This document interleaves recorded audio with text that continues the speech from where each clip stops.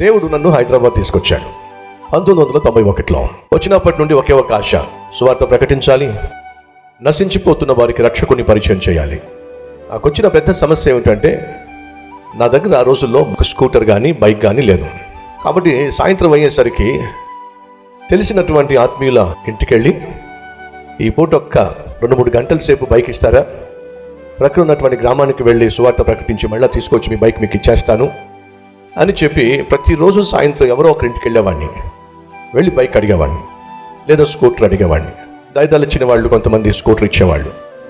ఆ స్కూటర్ మీద 3 కూర్చునేవాళ్ళం.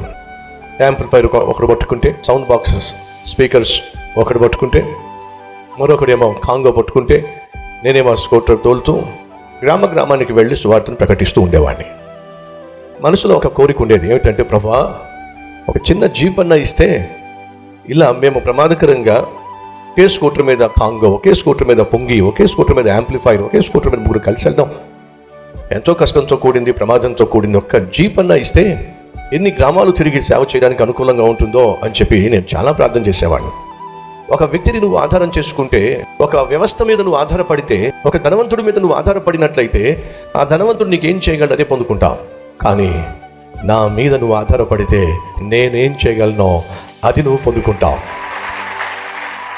సహోదరి సహోదరులు, ఇది నా జీవితంలో చేదు అనుభవాల గుండా వెళ్ళిన తర్వాత నేర్చుకున్న ఒక విలువైన పాఠం. మనుషులను నమ్ముట కంటే యెహోవాను ఆశ్రయించుట మేలు. ఎప్పుడైతే నేను ఆయన మీద ఆధారపడి సేవ చేయటం ఆరంభించానో, ఈరోజు మన కల్వరి పరిచర్యలో ఎన్ని వాహనాలు ఉన్నాయో నాకే తెలియదు. అంతగా ఆ దేవుడు దీవించాడు.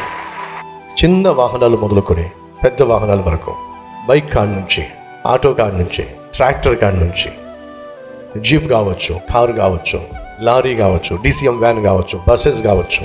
ఈరోజు ఎన్ని వాహనాలు మన కల్వరి పరిచర్యలో దేవుని కొరకు, సేవ కొరకు వాడబడుతున్నాయో.